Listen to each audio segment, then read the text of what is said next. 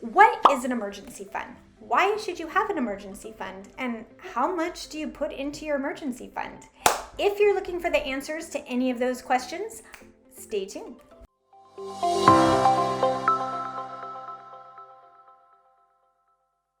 Hi, my name is Jill. This is Live and Balanced, and I am all about managing your home finances and still leading a fun and balanced lifestyle.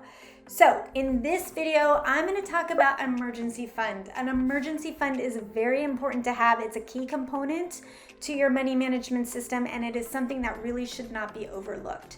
So let's go.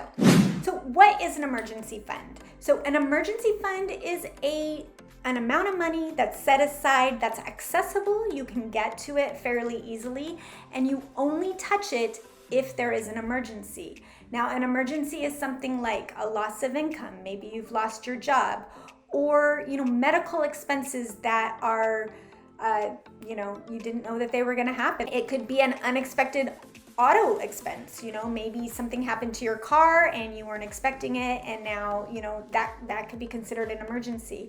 Lots of different things, but generally it's somewhere where there's an expense that you weren't expecting, that's necessary, that you need to take care of, or a loss of income. Now, why do you have an emergency fund? Because one, you don't want to rely on credit. It's really not a good idea to rely on your credit cards to cover you in the case of an emergency. If you don't have an emergency fund, yes, that's probably where you're going to go, but it's a good idea not to rely on it. As your credit card balance increases a ton, you probably, in an emergency situation, you have lost some income, so you're going to have trouble paying that credit card off. Therefore, you're going to be spending much more money when it comes to interest and maybe fees and other things. So it's definitely not a situation that is ideal. So while you have some income and while you're in a good place, it's a good idea to start an emergency fund and fund that and have that cash available so that you are in a position of empowerment should an emergency arise. So now comes the question, how much do I put into my emergency fund? And that is a very good question. And there is no, it's not a cookie cutter thing. It's not the same for everybody. It depends on everyone's situation. Now, you're going to hear something like maybe 3 to 6 months of living expenses, and that's a pretty good start. But that is not ideal for everybody, but it's a good start. So if you really don't know, then start with 3 to 6 months living expenses. But some things to consider, all right? Say, for example, that your line of work is, you get paid quite a bit of money, and it's not a very popular line of work. So for you to find a comparable job, like if you were to lose your position somehow, for you to find a comparable job at the same or higher income, how long would that take you? So that's something to consider, because if it is something that might take you like a year to find, then 3 to 6 months living expenses is probably not going to be enough.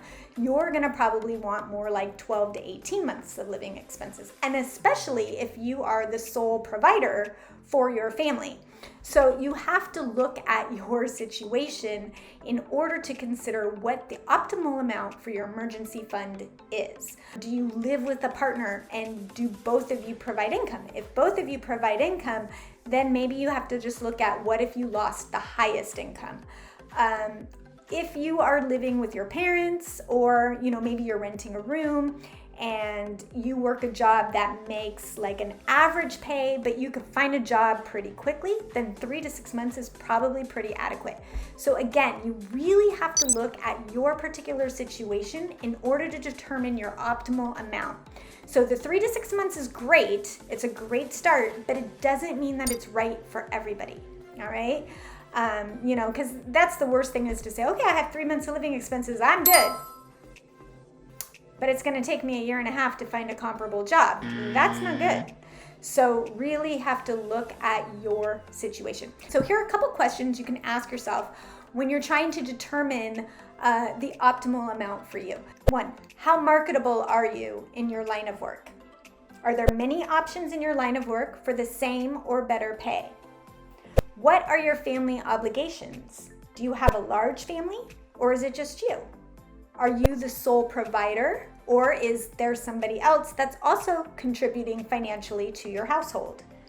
What is your living situation? Are you living with your parents? Do you live by yourself? What is your situation? Are there other sources of income? What are the minimum expenses to maintain your current lifestyle? What is your comfort level with money? Do you feel secure with more money in the bank? Or are you okay with less money in the bank? And this is an important one because for me personally, I feel more secure if I have money in the bank that I know will cover me for a particular period of time. Some people, they don't need that feeling of security. Maybe that is kind of what motivates them to go out and find more work or whatever it is. So that one is kind of up to you. What is your risk level for the typical unexpected expenses? So how many people in your home currently have medical or dental issues that might pop up? Do you have pets? Pets is also another thing that unexpected expenses tend to pop up. And what is your current financial situation? So take a look at what your debt to income ratio is, what your net worth is.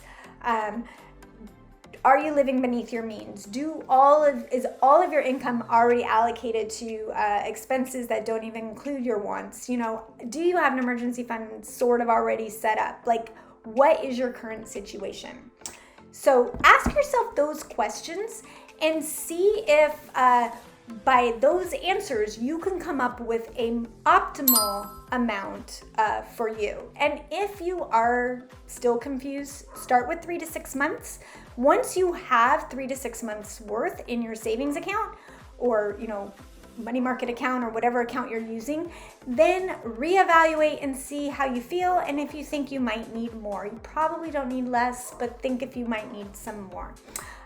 But that's pretty much my tip for you. So emergency funds, very important, something that actually should be on the top of your list, or pretty close to the top of your list, at least for a while. Ask yourself those questions and come up with a number that makes you feel comfortable and makes you feel a little more secure and a little more empowered so that you can handle emergencies should they arise. Because remember, when an emergency comes up, the last thing you want to stress about is your money.